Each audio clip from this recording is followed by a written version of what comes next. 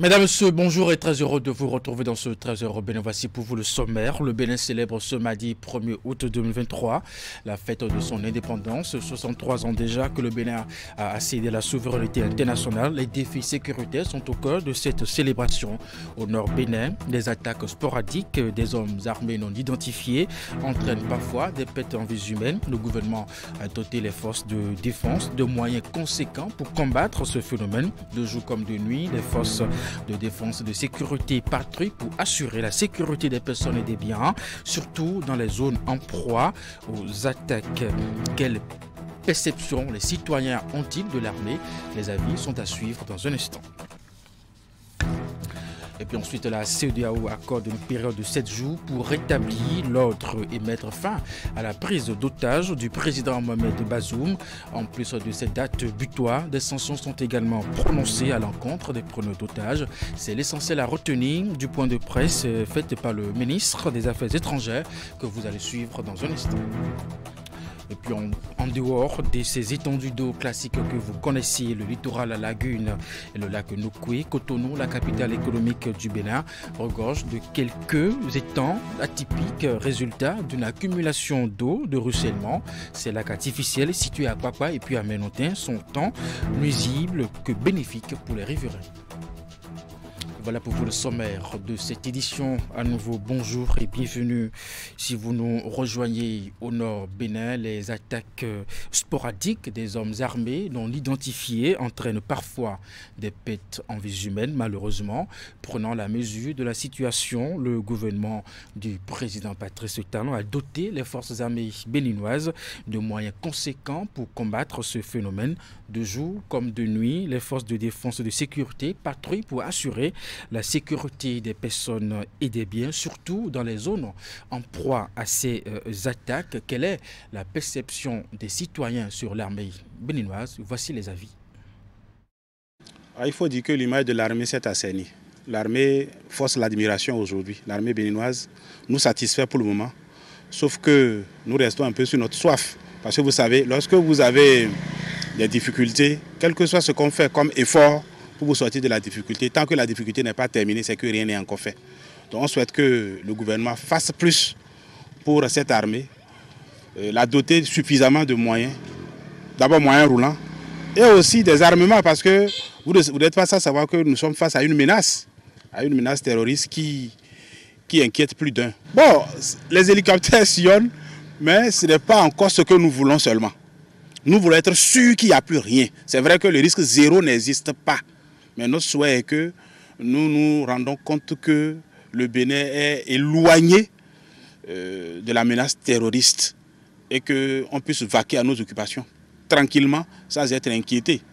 Et il urge que l'État béninois, ou du moins le gouvernement, fasse beaucoup d'efforts en ce qui concerne donc l'équipement de ces militaires. Et aussi, nous ne sommes pas dans le secret des dieux, hein, mais aussi revoir, à mon humble avis, à la hausse, le traitement.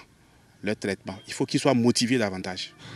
Aujourd'hui, je dirais que je suis très fière de mon pays, je suis très fière de l'armée de mon pays parce que on les voit à tout moment, ils sont en circulation dans la ville de Nati Tengou et selon quelques informations dans les coulisses que nous avons aussi, c'est qu'ils sont dans ces endroits-là où les personnes sont vraiment menacées.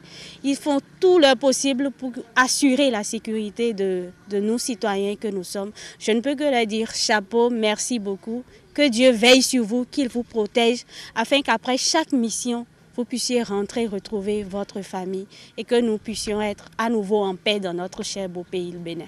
Bon, par rapport aux outils, je pense bien qu'il y a déjà un grand effort qui a été fait parce que là, déjà, ils circulent un peu plus avec les véhicules, ils sont avec les armes et tout ça. Et je suis sûre qu'ils ont encore besoin de quelques petites choses que je supplie le gouvernement de bien vouloir leur mettre à disposition afin que notre sécurité soit totalement assurée. Avouons que nous ne sommes pas dans une zone rouge. C'est une perception, puisque l'État prend toutes les dispositions pour assurer la sécurité des personnes et des biens. Donc on ne peut pas dire qu'il y a une zone rouge. Certes, il y a des menaces, il y a des attaques, des individus mal intentionnés, mais des dispositions sécuritaires sont prises pour pouvoir endiguer un tant soit peu le mal. L'armée béninoise, aujourd'hui, c'est une armée dans laquelle il y a le professionnalisme.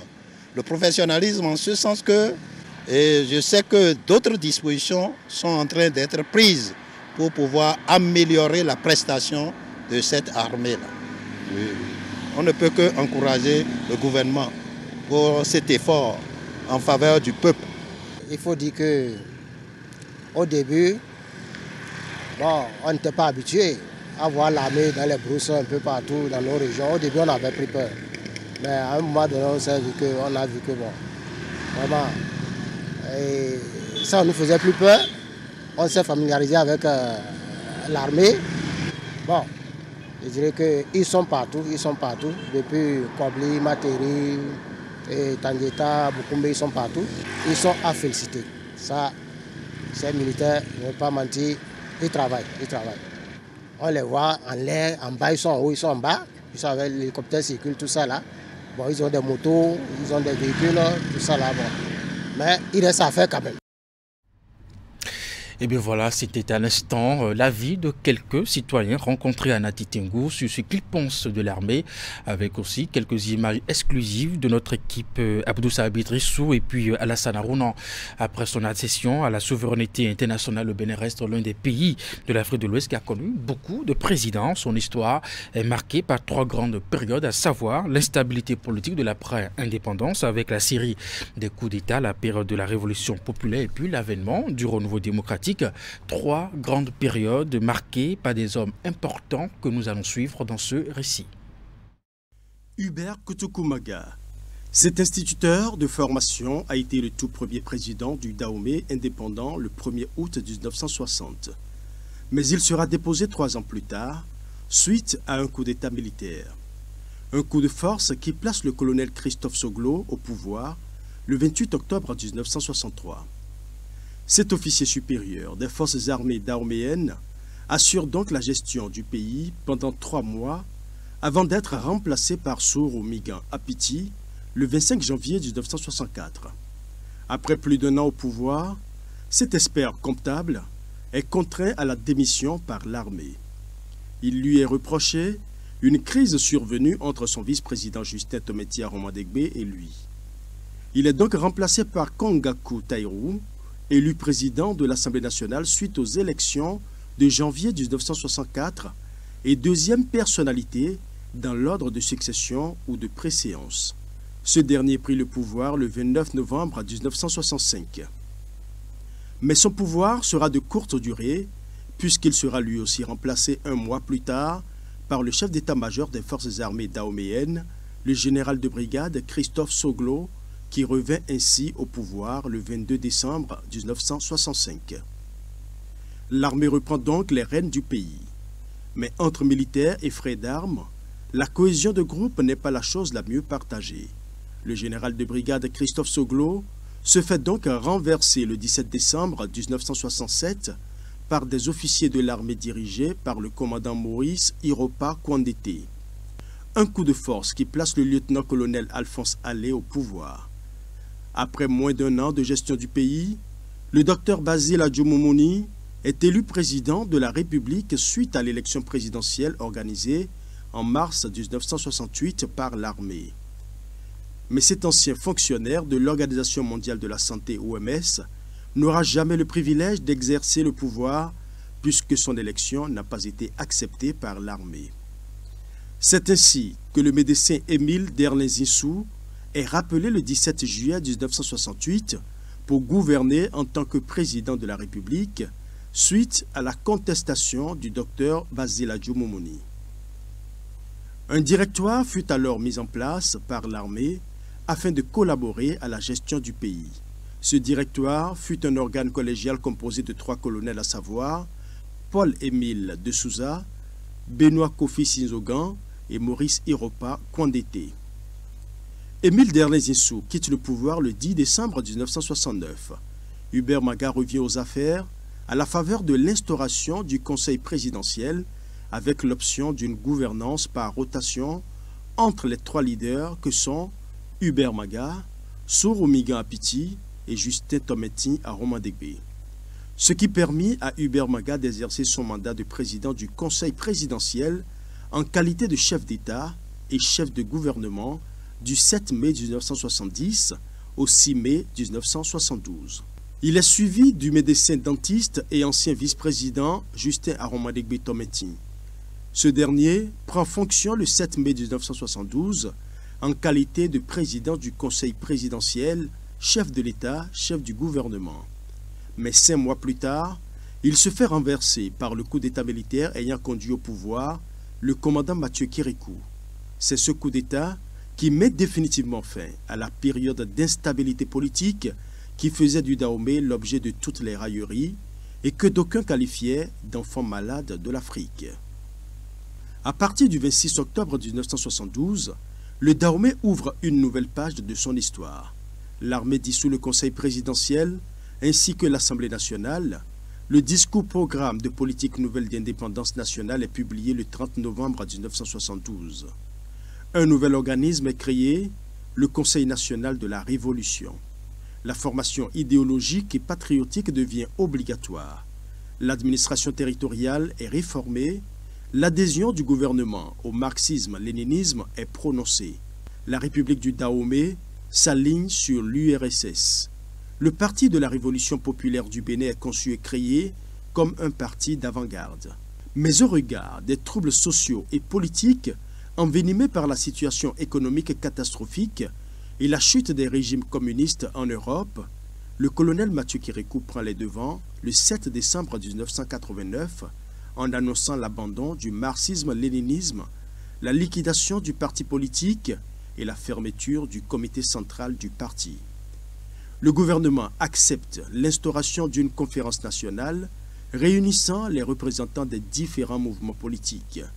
La conférence s'ouvre le 19 février 1990. Ainsi s'ouvre l'ère du renouveau démocratique avec l'élection de l'inspecteur des finances Nicéphore Dieudonné Soglo en tant que président de la République du Bénin le 24 mars 1991. Il reste le seul président du renouveau démocratique qui a fait un seul mandat.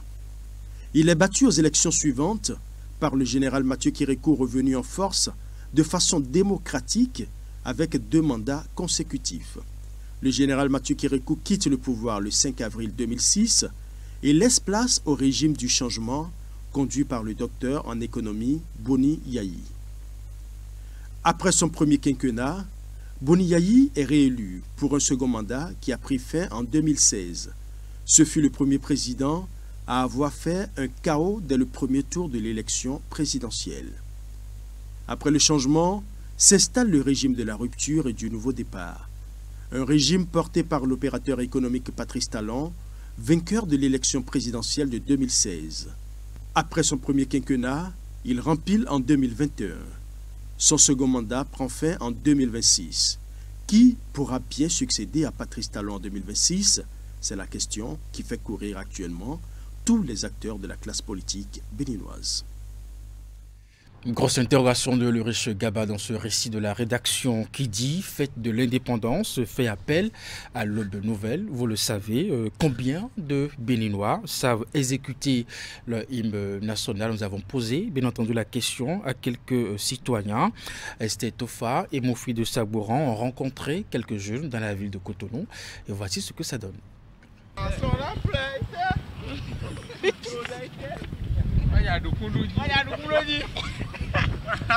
Thème, âme soleil, tes palmiers, ta verdure, ta bénin partout fond, ta vive parure. Ton sol offre à chacun la richesse de tes fruits.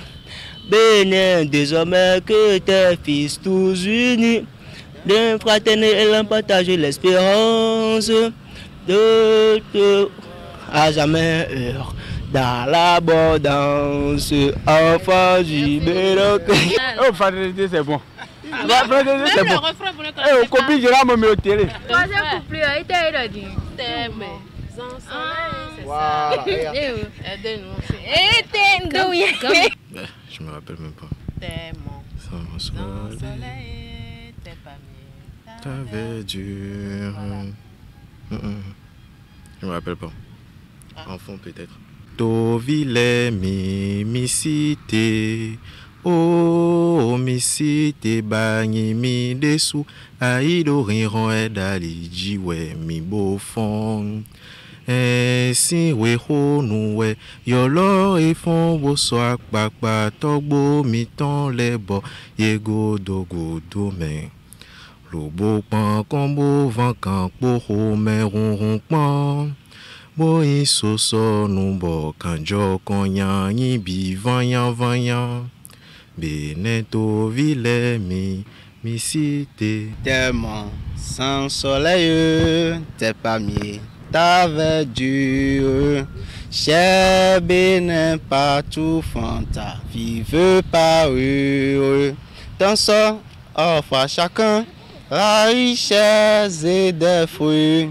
Bénin, désormais que tes fils tous unis, d'un fratel élan partager l'espérance de te voir à jamais heureux dans l'abondance, enfant du Bénin debout.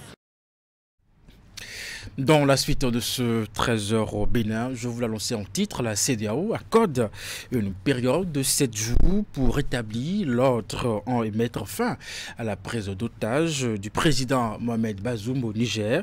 En plus de cette date butoir, des sanctions sont également prises à l'encontre des preneurs d'otages. C'est l'essentiel à retenir du point de presse fait par le ministre des Affaires étrangères qu'on écoute. Les chefs d'État de la CEDEAO et ensuite de l'UEMOA ont pris la mesure de la situation qui prévaut actuellement au Niger, où je tiens à vous rappeler simplement qu'un président démocratiquement élu en exercice de ses fonctions s'est simplement fait kidnapper par les forces qui étaient en charge d'assurer sa sécurité. Et donc, les chefs d'État ont, dans un premier temps, réaffirmé le fait que le seul et unique président en exercice au niveau du Niger, reconnu par la CEDEAO, l'UEMOA, l'Union africaine et toute la communauté internationale, était bien entendu le président Mohamed Bazoum. Et la communauté condamne très fermement l'acte de kidnapping et de prise d'otage dont fait l'objet le président Bazoum aujourd'hui et sa famille. Face à cette situation, les chefs d'État ont demandé la libération immédiate, sans aucune condition, du président Bazoum et de sa famille, et ont lancé un appel clair aux militaires qui sont aujourd'hui qui ont pris en otage le processus démocratique au Niger et qui ont pris en otage le président démocratiquement élu du Niger, leur ont lancé un appel les rendant entièrement responsables de la santé et de l'intégrité physique du président Bazoum et de sa famille. Et pour cette raison, les chefs de l'État de la CEDEAO et de l'UEMOA ont décidé d'appliquer immédiatement un certain nombre de sanctions, et des sanctions fermes vis-à-vis du Niger, vis-à-vis de ceux qui sont aujourd'hui en train de prendre en otage tout un pays. Ces sanctions sont à la fois des sanctions économiques très fermes, des sanctions également liées en fait au commerce. Donc il y aura une fermeture complète des frontières terrestres et aériennes avec le Niger, avec tous les pays en fait de la communauté qui partagent une frontière avec le Niger dès ce soir. Donc plus aucun transport, plus aucune marchandise en fait n'ira à destination du Niger. Il y aura une coupure également de l'accès à un certain nombre de services qui sont fournis depuis l'étranger. Et la volonté en faisant cela, c'est d'envoyer un message très fort à ceux qui aujourd'hui retiennent en otage le président démocratiquement élu du Niger, pour leur demander de prendre toutes les mesures pour pouvoir rétablir le processus démocratique et l'ordre constitutionnel au Niger. Ensuite, les chefs d'État ont donné un ultimatum d'une semaine. Une semaine aux forces qui aujourd'hui utilisent les armes pour pouvoir confisquer le pouvoir et prendre en otage un président démocratiquement élu.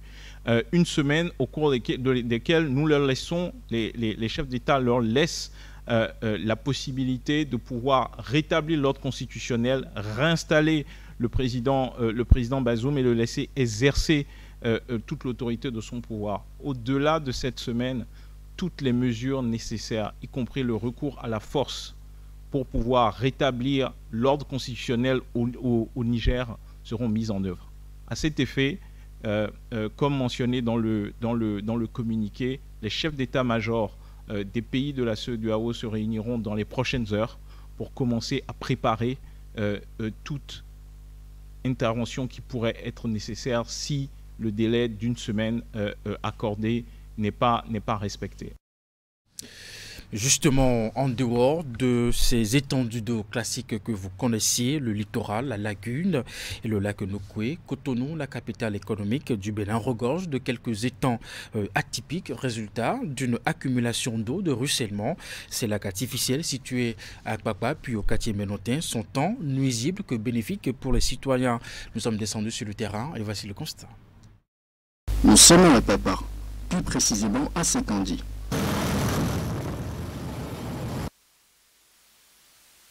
Sur le trajet Cotonou-Porto Nouveau, ce lac artificiel est l'une des curiosités qui s'observent, et ce sur plusieurs kilomètres. Insalubre par sa présence, cet étang entame non seulement la beauté de la ville de Cotonou, mais est également source de problèmes de santé pour les riverains, notamment les enfants qui y pataugent.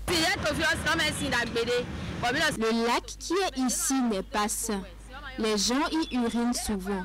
Quand les gamins y rentrent pour jouer, nous les chassons car l'eau est insalubre. Ce comportement les expose à des infections. Cependant, le lac artificiel de Sekandi n'en demeure pas moins une opportunité pour certains riverains qui y trouvent l'occasion de pratiquer de la pêche. Pour d'autres encore, cet étang offre un bel espace pour se prélasser. Ce lac nous procure de lait frais. Nous restons ici pour prendre de lait et profiter de la vie. Nous sommes des routiers. Donc quand il n'y a pas du boulot, nous restons ici en attendant que les clients viennent. Ici à Ménotin, la situation est loin d'être la même.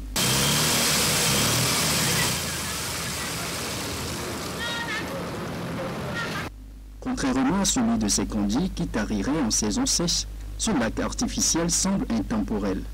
Moins étendu, il a, de surcroît, son lit au beau milieu d'une rue, ce qui rend pénible la circulation à ce niveau, tant pour les conducteurs de véhicules, les taxis-motos communément appelés zénidjans, que les élèves.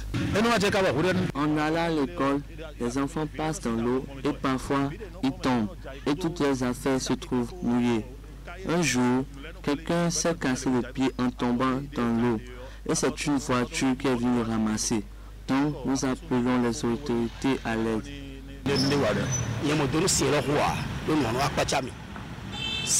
Moi, je suis dépassé par ce qui se passe ici. Je me suis installé ici il y a 19 ans et cette eau était déjà là. Elle est infestée de serpents et j'en ai tué personnellement 3.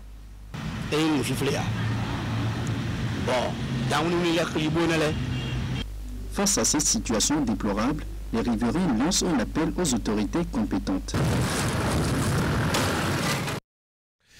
Parlons religion à présent, la préservation de la paix dans notre pays et la protection de nos dirigeants par Dieu préoccupe le réseau ministériel d'intercession pour la nation. Ce regroupement de pasteurs et de fidèles, comme à son habitude, justement, a organisé une prière pour la nation afin d'évoquer la bonté de Dieu sur le Bénin. Le point de cette prière dans ce reportage. D'intenses moments de prière à la maison des jeunes d'Apromisriti. Cette convention de prière est organisée par le réseau ministériel d'intercession pour la nation pour remercier Dieu pour ses bienfaits pour le Bénin et pour qu'il continue à protéger, assister et inspirer les dirigeants, notamment le chef de l'État, les présidents d'institutions et tous ceux qui, de près ou de loin, contribuent à la stabilité et au rayonnement du pays. Merci Seigneur. Rends grâce à l'Éternel. Dis merci au Seigneur. Celui qui dirige. Patrice Talon. Patrice Talon. Institution de la République. Olivier Bocan. Olivier Bocan. Conduits par le pasteur Alain Tongpin, ces hommes de Dieu sont mus par la préservation de la paix, de la concorde et d'un vivre ensemble apaisé, surtout que le Bénin entame sa marche vers 2026, une année à grands enjeux électoraux. C'est la Bible même qui a demandé de prier pour que la paix puisse régner éternellement dans le pays. Donc c'est ce que nous sommes arrivés à faire ce matin. Vous saviez qu'en 2026, nous aurons une élection tellement qui n'a pas eu lieu au Bénin. 3 élections ensemble. Élection communale, élection législative et l'élection présidentielle. Donc c'est pour la première fois. Donc nous avons demandé de commencer nos prières dès maintenant et prier pour le pays. La bonté de l'Éternel n'est pas épuisée. Ça veut dire que Dieu est toujours là, apte, prêt à travailler pour le Bénin. Il n'est pas encore fatigué. Il est toujours là à relever le Bénin. Dieu nous a également exhortés à travers le livre de 1 Timothée à prier continuellement pour les gouvernants, à prier continuellement pour tout le peuple béninois, afin que nous puissions vivre dans la paix, la quiétude et la piété. Pour cette convention de prière pour la nation, le réseau ministériel d'intercession pour la nation a eu à ses côtés de nombreux citoyens qui partagent son initiative. Vous savez ce que les hommes ne peuvent pas faire, c'est Dieu qui le fait. Et Dieu le fait à travers la prière, à travers les invocations. Et nous sommes ici pour prier avec le RMI pour tout ce qui se fait pour notre pays, pour que Dieu puisse inspirer davantage les autorités à divers niveaux. Après cette étape, les cellules communales du réseau ministériel d'intercession pour la nation vont prendre le relais de cette prière pour le bien-être de la nation béninoise. Avant de prendre congé de vous, ce lundi 31 juillet 2023, la radio Fraternité FM Parakou fête ses 20 ans d'existence. À cette occasion, les auditeurs et habitués des studios de la première radio privée commerciale du Septentrion se sont confiés à la rédaction de Canal 3 Bénin, la télévision du groupe de presse auquel appartient la radio Fraternité FM. Nous vous proposons ici de suivre les témoignages de Noël Chadari. Je dois dire que c'est une radio il y a 20 ans. Maintenant, vous faites les 20 ans. Et il y a 20 ans, c'est une radio qui est née avec les dents. On a vu un peu 20 ans après que c'est une radio de référence. Au début, c'était la radio qui était écoutée, largement écoutée, et que ça continue d'être largement écoutée par les auditeurs du Septentrion, par la qualité de la prestation des journalistes, par l'équilibre de l'information. Ça, il faut le dire. C'est une radio qui ne prend pas position, n'est pas une radio à la solde d'un groupe, d'un parti, mais c'est une radio qui fait l'équilibre de l'information. Et on a vu des talents passer par là.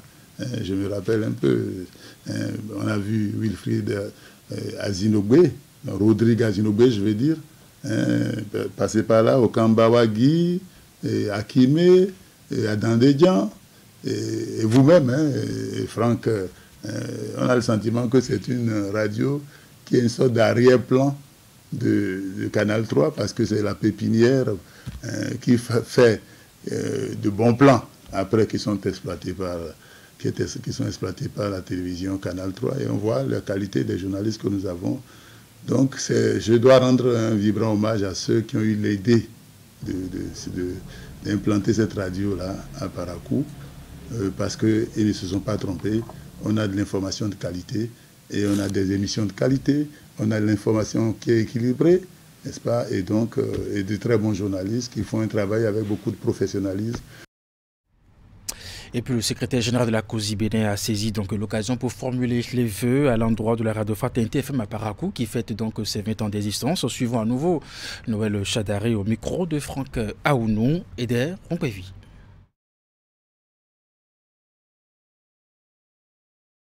Je souhaite que cette radio soit écoutée bien au-delà de Parakou. C'est vrai que c'est certains endroits où on peut suivre Fraternité, mais vu le travail qui se fait, et pourquoi pas ne pas pouvoir couvrir tout le Septentrion. Ça doit être une ambition. Est-ce que cela est possible?